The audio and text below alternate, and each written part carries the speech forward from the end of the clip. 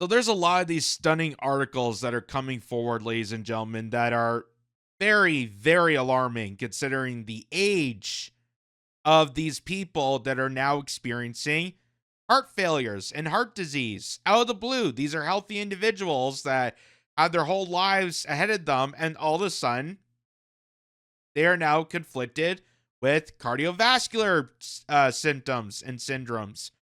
I wonder if that's because of something that previously happened, a couple of years ago that we were told it was safe and effective and we were supposed to never look at it. And now here we are in 2026 and now we have to look at it because the adverse side effects still continue on, folks. It still continues on. People are still dealing with it.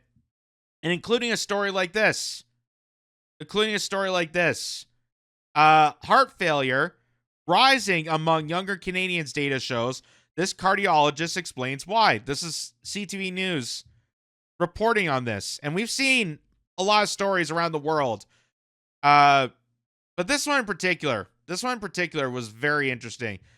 At 23, Jenny Milne was told her gallbladder stopped working, which months after tests and investigation turned out to be heart failure. The doctors couldn't figure out why her white blood cell count was so high, why she was always out of breath, and why she had free fluid in her abdomen. I couldn't walk 5 feet in front of me without taking a break, the Chilliwack, BC native told CTV News on Monday, adding that she thought it was just asthma. At her doctor's request, she took a COVID-19 test, which turned out to be negative. Her doctor was puzzled as she kept getting worse. 2 weeks later, Milne noticed that her legs had swollen. This led to a series of heart activity tests, including a Holter monitor test, an EGC, an echocardiogram, a cardiac MRI. She was told her heart was enlarged and that there was something infiltrating it.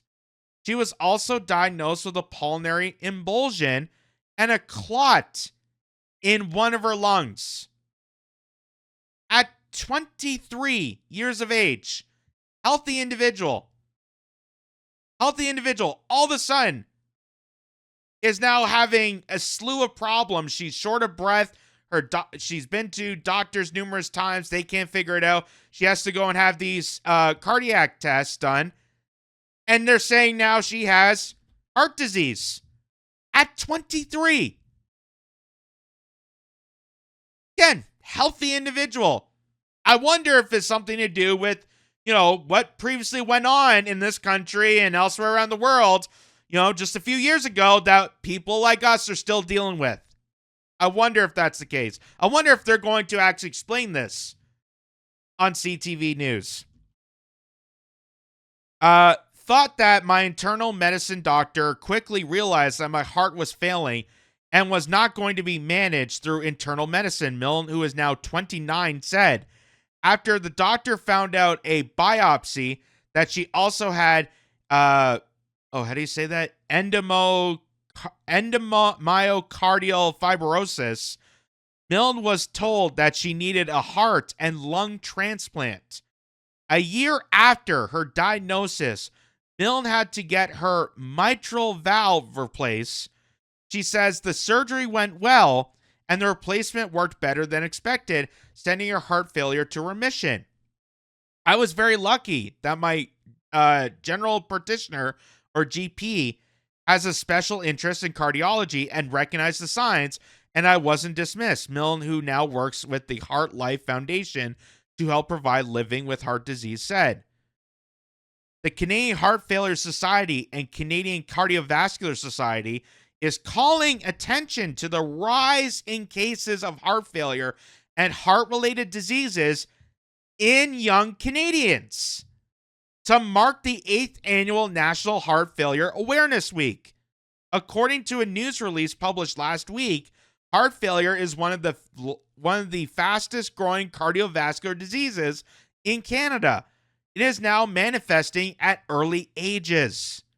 Research from the Canadian Journal of Cardiology showed hospitalizations rose significantly among adults ages 20 to 39 between 2007 and 2016. Additionally, more than 5,000 Canadians between the ages of 40 and 49 were newly diagnosed with heart failure in 2023 to 2024.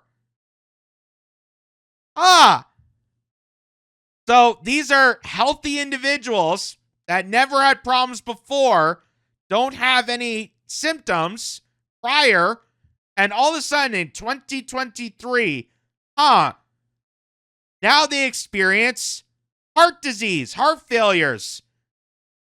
I wonder what's with this uptake in the trend. Could it just be climate change?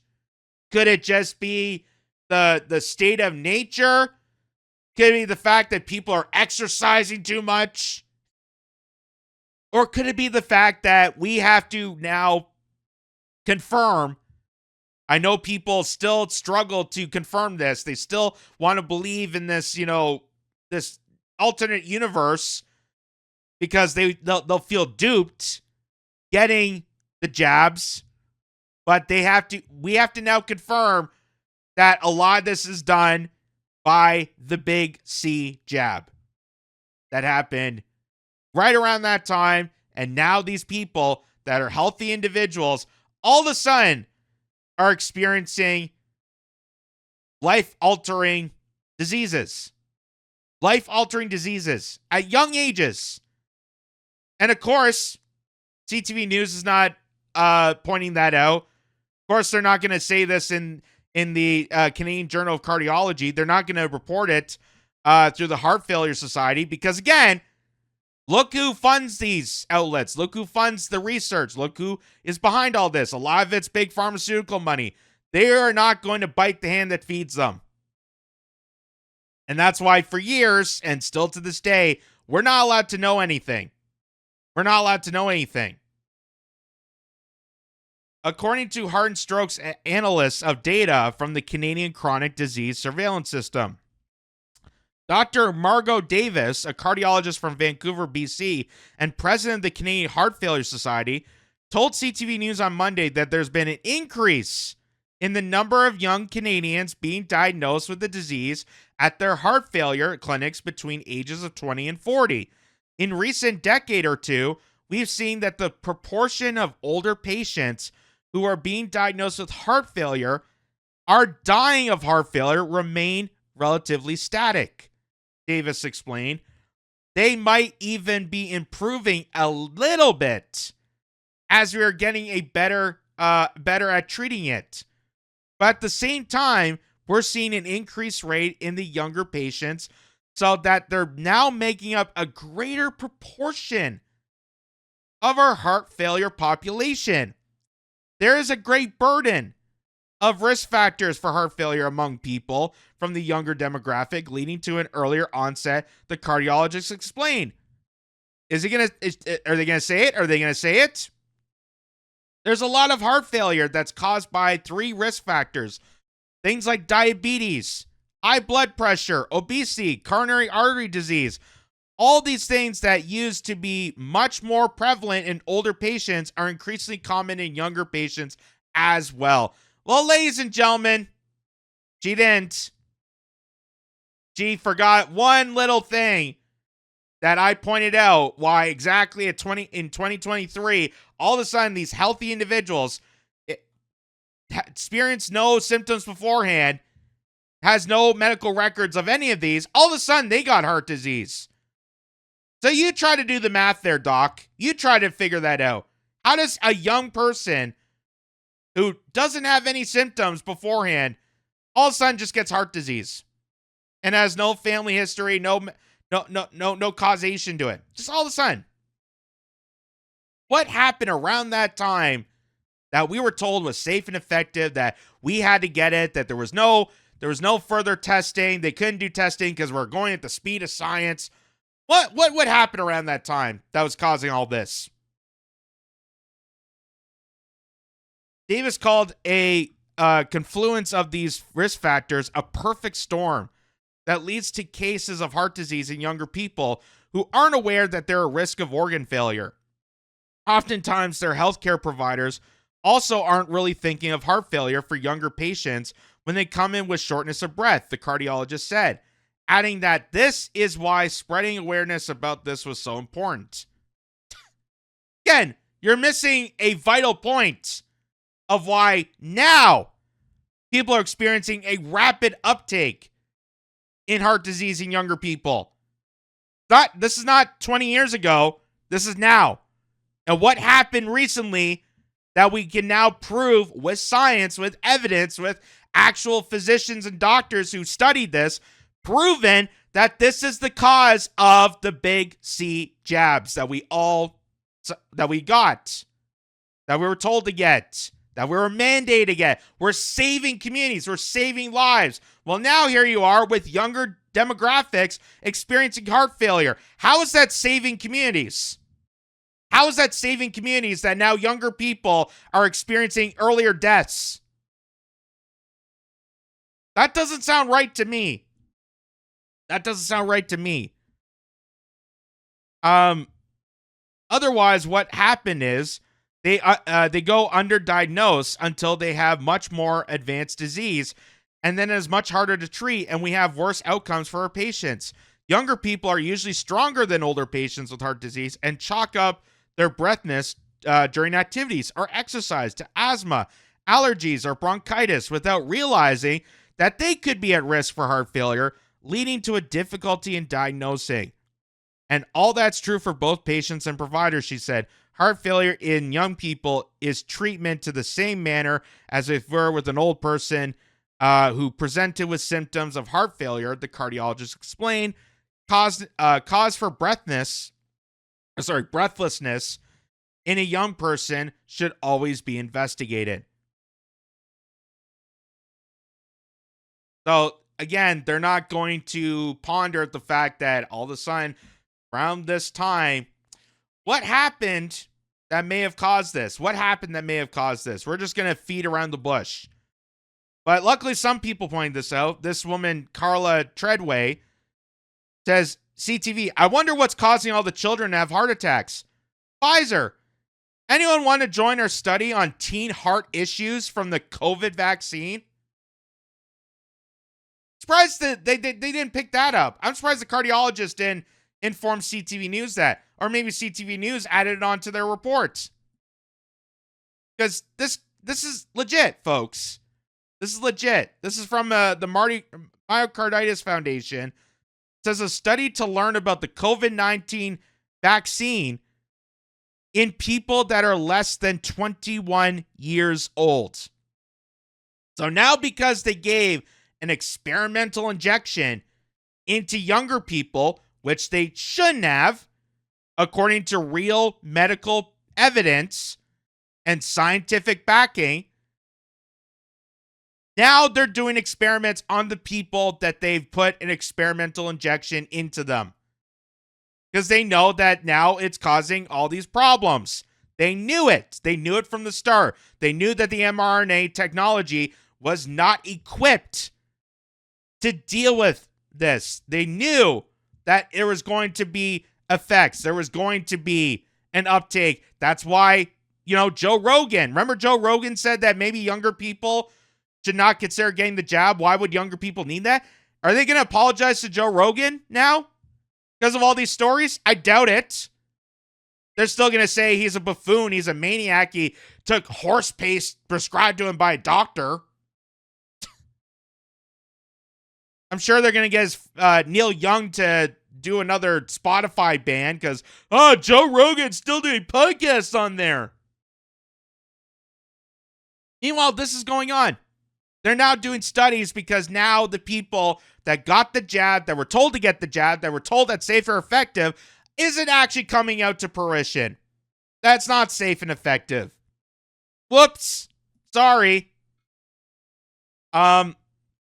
Here's this. This is from the U.S. Senator Ron Johnson. There's a profound revelation. The U.S. FDA now admits COVID-19 vaccines killed American children. They're now publishing studies because they can't hide the burden, the fact that these injections actually killed younger people. And the fact that they're still encouraging younger people. Literally, I just saw a commercial the other day. They're warning parents that they got to inject their newborns with the COVID and RSV and this and that. Like, it is insane.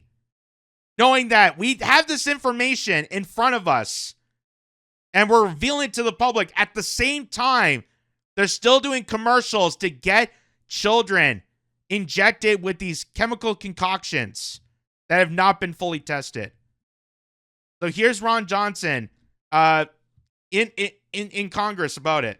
A memo that is apparently leaked from CBER Director Dr. Prasad in December 2015, where apparently within FDA you're reviewing, I think it was 96 autopsies of child death following the COVID mRNA injection.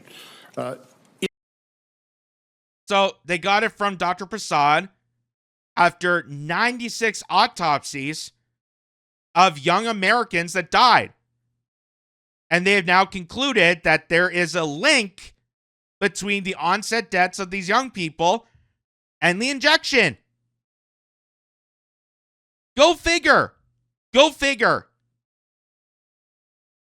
In that memo, Dr. Prasad writes, "This is a profound revelation. For the first time, the U.S. FDA will acknowledge that COVID-19 vaccines killed American children. Healthy young children who faced tremendously low risk of death were coerced at the behest of the Biden administration via school and work mandates to receive a vaccine that could result in death.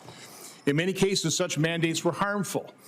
It is difficult to read cases where kids 7 to 16 may be dead as a result of COVID vaccines. Putting these facts together, it is horrifying to consider the U.S. vaccine regulation, including our actions, may have harmed more children than we saved. This requires humility and introspection. It requires oversight." And so I wrote a letter to you and your agency back on December 15th. Of the 10 responses, I got 3 out of 10.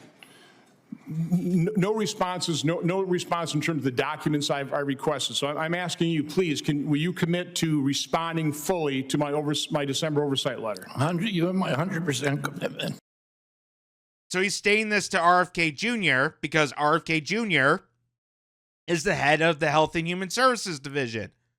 He's the Secretary of Health and Human Services, and he's been on this role to try to bring this information to people and try to inform them and actually encourage people to look beyond what, commercials are telling you or mainstream media or people like Bill Gates or Anthony Fauci are telling you. That there's actual medical science that needs to be addressed about how harmful these COVID injections truly are.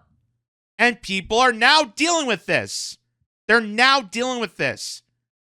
But of course, we can't have any real repercussions because the same government that enforced the mandates and told people to get the jab or else you'll lose your job, you'll not see your family, you're not allowed to go in public, blah, blah, blah. They shielded the big pharmaceuticals from prosecution. Because, of course, they're innocent. Of course, they're so innocent that they need to be protected from lawsuits. That's how innocent they are. You know how it is when you're so innocent, when you've not done anything wrong, that you have to have full legal protection from any lawsuits by the government. It's just so innocent. We were trying to save people. We just never told you what these chemical concoctions, we never did a full study. We lied to you. We misinformed people. We shunned away people like Dr. Robert Malone and Pierre Corey and Dr. McCullough and all these other fantastic physicians that proved otherwise. We shunned them away. We told people to get it or else. It's sick. It really is sick. And we know this already. We know this kind of already because there's been hundreds of articles circulating about the increase. And they all just had the similar similar takes, similar going through the motions. They're feeding around the bush. They're not going to actually fully tell you exactly what happened. But this is some from the Telegraph here. COVID vaccine increase risk of child heart problems sixfold in the first week. Study finds Pfizer jab briefly raised danger of heart inflammation, but protection grew in the long term. I guess that's the short-term pain for long-term gain. Is that what we're going with? How COVID vaccines can cause heart damage. Here's another one. Can't deny COVID vaccine linked to heart attacks in, how do you say that? Karnataka. I don't know how to pronounce that. I do apologize. There's the Independent. People's heart health in UK declining rapidly in worrying trend. I wonder why that is. Because they're not going to actually investigate. They're not going to look towards it. And they're not going to prosecute the people that wrongfully did this to our population.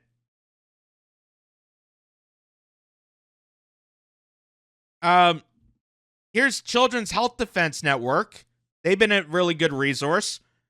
So this guy, Karl Jablonski, he's from the Children's Health Defense, says by the time the CDC's website was updated to warn of inflammation of the heart, 313 million doses were administered to 173 million people. So what he's saying here is that the CDC and the FDA are now saying, they're now coming forward saying that, oh, we did warn people about the side effects. They're now saying that right now.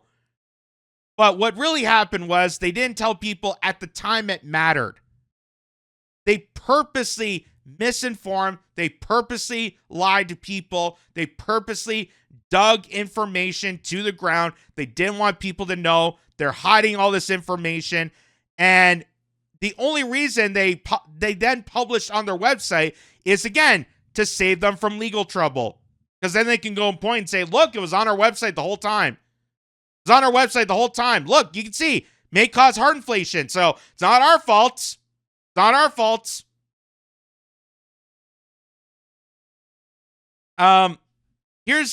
This is from Australia. And they had a Senate hearing. And Australia, just like Canada, just like the United States, just like the UK, just like anywhere else in the world, is also experiencing younger people that are dying from heart attacks. Children. When have you ever heard that before? When have you ever heard of a developed society with a functioning healthcare system like Australia having young children die of heart attacks? Why would that happen? Why would that happen? So they're going to try and get answers from the Australian government. And of course, the Australian government is going to tiptoe around it and not actually release the information. They're going to lie to you. Watch this. Professor Skerritt, when did it first come to the attention of the TGA that 2 Australian children, one aged 7 and one aged 9 years of age, died of cardiac arrests directly after receiving a COVID vaccination? So, Senator, we have a number of reports of deaths of people of all ages, including children, temporally related to adverse events from vaccination, or not related to adverse events from vaccination, just related in time. So these two reports were received in our database of adverse event notifications. Unfortunately, we were unable to get sufficient information on these particular cases to assess them in detail, but they were associated, the information we did have is that they were associated with heart attack, which is not a known adverse event of any of the COVID vaccines. Oh!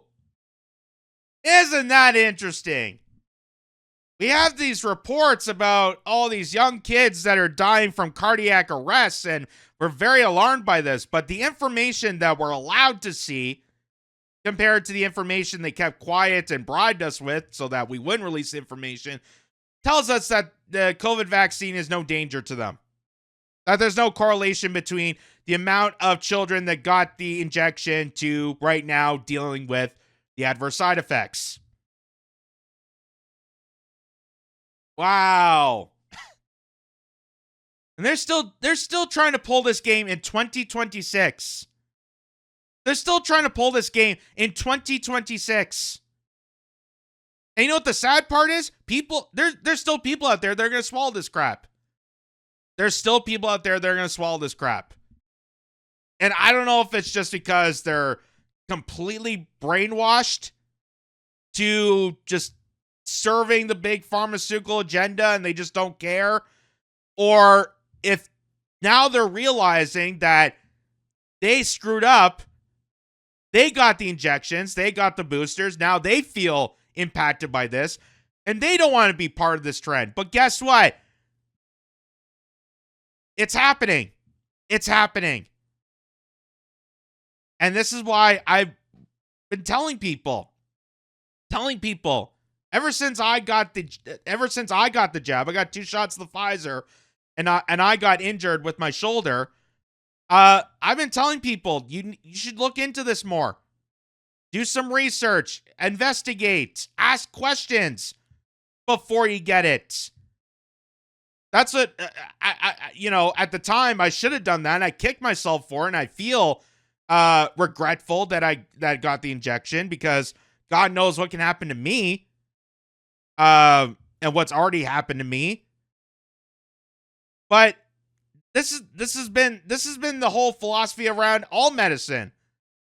Like, that's why second opinions exist. That's why you as a patient get the final say. Doctors can suggest therapies to you. They can suggest medicine for you, but you are the patient. You have control of your body, and you're allowed to decide what is right for your body.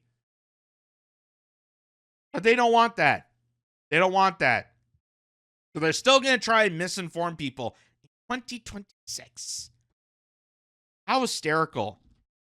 I'm sorry. Did you just say that cardiac arrest is not an associated adverse event as of myocarditis, which leads to heart attacks? You do have in front of you two notes for file, which relate to both of the incidents which have been obtained on freedom of information. Yep.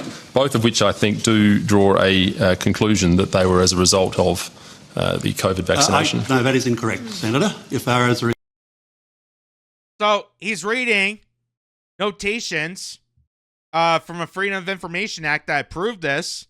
Again, there's scientific studies. There's backings behind this. You can go look for this yourself. Do your own research. I encourage you people, do your own research. You will find the answer to prove exactly that this guy is lying to you. This guy is lying to the Australian public right now. Because there is real-time information that proves the dangers of this mRNA technology among young people, the myocarditis and other adverse side effects that is causing an uptake in excess deaths and disabilities among younger populations around the world. They did this intentionally. And that is why someone like me is never going to shut up about this. I am not going to stop talking about this as much as people want me to. As much as people will like to say, well, COVID was in the past. We got to move on to the future. No. Right now, people are dealing with the side effects of what happened with COVID. We're still dealing with that. We're still in the post-pandemic realm that we're dealing with the adverse side effects of the injection that we were lied to. We were lied to. We were forced to get this experimental injection into our body, and now we're suffering the consequences because they lied to us. And none of these efforts are going to be prosecuted because they got the government in their back pockets, they got the legislators in their back pockets, they have bought the entire world to shut up and take it.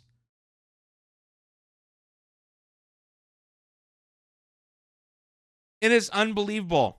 So if he's saying that those young children then died in the result of a vaccination, how would they get cardiac arrest then? As result of vaccination, we would have put an announcement. They were not concluded to be associated with the vaccination. So these were just a 7 and a 9-year-old who just died of... How often do 7 and 9-year-olds die of cardiac arrests?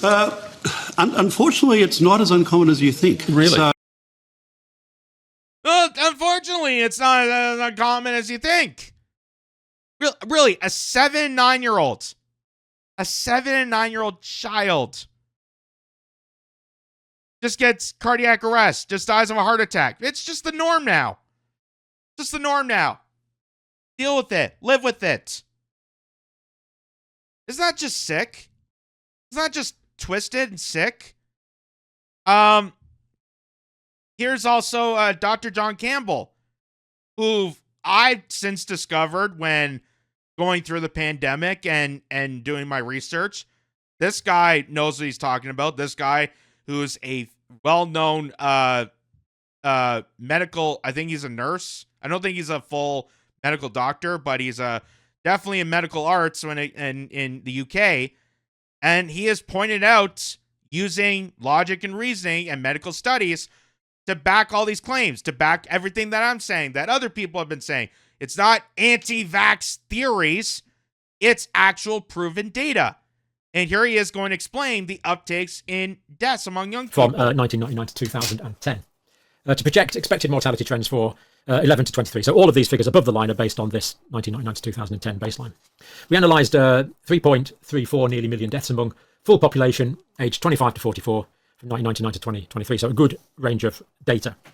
In 2021, all-cause mortality, all-cause excess mortality was nearly 3 times that it had been in 2019. So 2021, of course, there was a significant iatrogenic potential with the rollout of the prophylactic measures, or alleged prophylactic measures. I want this video to not to be taken down, so I really don't know what I'm saying. I don't know what I'm allowed to say still. It's still a bit ambiguous. Anyway, you all know what I'm talking about. So it was 116.2 versus 47.1 deaths per 100,000 of the population. So in other words, that was there was 41.7 per 100,000 in 2019. That went up to 116.2 in 2021. In 2023, the excess mortality decreased to 79.1 deaths per 100,000, so a little down a little bit in 2023. Early adult mortality was 70% higher in 2023 than it would have been, so still pretty bad, had pre-2011 trends continued, representing 71,124 excess deaths in the 25 to 44-year-old range. Although mortality rates decreased after the core pandemic years, excess mortality remained higher than expected based on pre-pandemic levels, as we've very clearly seen. So, yeah, the numbers don't lie. The trend's still happening. The articles are still out there. And it's amazing that, the amount of times you see this, the amount of times you see that, lonesome article about, this story about a young person who is very healthy, all of a sudden just gets this rampant heart disease, myocarditis, and other forms of medical disability that we've never seen before. And it seems alarming that it's coming from young people that don't have a history of this already. Why is that the case? Well, I guess we'll never know. It's the fact that they do know, and they're not going to tell you. But I'm going to tell you because I'm not bought by the pharmaceuticals. I'm not bought by anybody. And I'm going to tell you straight on, as a person who got the jab, that the jab needs to be in consideration. And considering the fact that this literally just came out just moments ago as I was prepping this story from ABC News, the FDA has blocked the publication of studies that tracked the safety of COVID-19 and shingles vaccines. So, if it's so safe and effective, and people in 2026, they're still lying in 2026, why would they still hide the data? Why would they need to block the publication of studies at this time? Well, we're not in the pandemic right now, so why would they need to block the studies? Why would they not just release the information? Oh, that's right. Because once the information gets out, people get pissed. People realize that they got screwed over, that big pharmaceuticals are a threat to humanity, and this whole pandemic from the get-go was a manufactured stunt in order to coordinate this, and now people are dealing with the consequences after, and of course, nobody got punished for it. Nobody! Nobody's getting punished for it. Not Anthony Fauci, not Bill Gates, not Dr. Theresa Tam, not Justin Trudeau, not Chrystia Freeland, not people in government, not Joe Biden, Kamala Harris. Nobody is getting prosecuted or being sent to prison or being tried with. Nobody. And you got Bill Gates right now still touring around doing media tours, warning people about the next pandemic. How people got to be aware, they got to be alert, they got to be more acceptable of mandates because the next pandemic is going to be worse. So people got to get into line. You got to tell your crazy kooks that want to believe in research and science that no. Science is about believing. Science is about following to line and listening to your pastors, to the lords, the great saint Anthony Fauci, that has a long-standing history of abuse, of fraud, of medical malpractice. This is a man who lied to people about the AIDS crisis, who lied to you about HIV, who lied to you constantly throughout his entire career, who abuses puppies on the regular. And he's not getting prosecuted. He is not getting prosecuted. But yet you still got people that are going after me. They're going after Joe Rogan. They're going after Dr. Ron Malone. They're going after... there's still people going after Tamara Leach and Chris Barber, thinking that they're a threat to Canada because, God forbid, they stood up in front of our insidious government and recognized that our freedoms, our civil rights were being tried with by this malicious government. There's still people out there that think that they're a threat, that no, they should have been prosecuted longer. They should be in jail, not a house arrest. It's unbelievable. It's unbelievable. But I just want to show people this is what we're dealing with now. And you're going to see a lot more of these articles, and they're still going to tiptoe around, but we know better. Obviously, they're not going to tell us, because if they actually told us the truth, we'd be informed, we'd be pissed off, and there would be riots on the streets. There should be right now with everything that's going on, but of course, they don't tell us anything. They just tell you to shut up, deal with it, take it in, and trust the people, trust the experts. Trust the experts that tell you that a 7 and 9-year-old that dies from heart attacks, that's just normal now. What can you do?